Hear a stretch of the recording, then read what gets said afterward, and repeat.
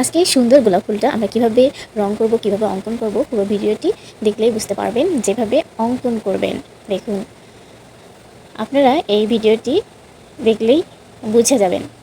দেখুন, একটা প্রথমেই ফুল এঁকে নিয়েছি, যেটা তারপর এই ফুলের উপরের যে রেখাগুলো রয়েছে এগুলো বোল্ড করে নিয়েছি কালো কালার পেন দিয়ে।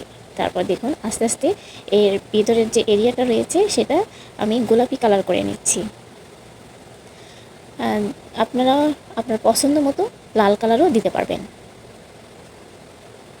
অনেক সুন্দর করে এর বর্ডারের যেন বাইরে না যায় সেভাবেই আপনি কালারগুলো করবেন।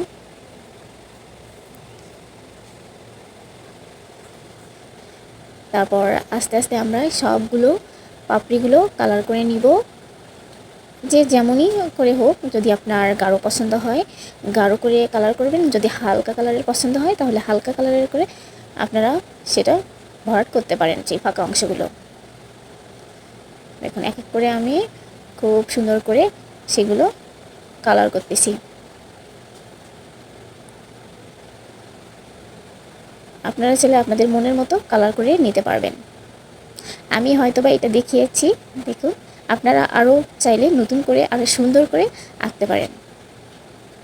তারপর আমরা এর গ্রিন কালারের যে নিচের অংশটা গ্রিন কালারের হয়ে থাকে ফুলের, সেই গ্রিন কালারটা করে নিব। প্রথমে আমি একটা কালার দিয়ে নিচ্ছি, তারপর ধীরে ধীরে ধীরে ধীরে সব পাতা থেকে শুরু করে আস্তে আস্তে আমরা পাতাতে রং করব।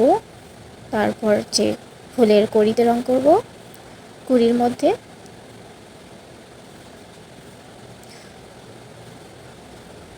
এই আমার কাছে হালকা লাগতেছে এই কালারটা, আমি তার উপরে একটা নীল কালারের কালার ইউজ করতেছি। দেখুন যাতে আরও কালারটা সুন্দর দেখায়, সেজন্য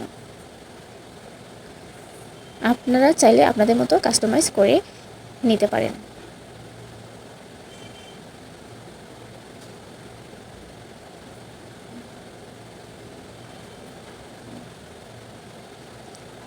দেখুন কুড়ির মধ্যে উপরের অংশটা একটু গোলাপি গোলাপি হবে। দেখুন খুব সহজেই একটা সুন্দর গোলাপ ফুল হয়ে গেল।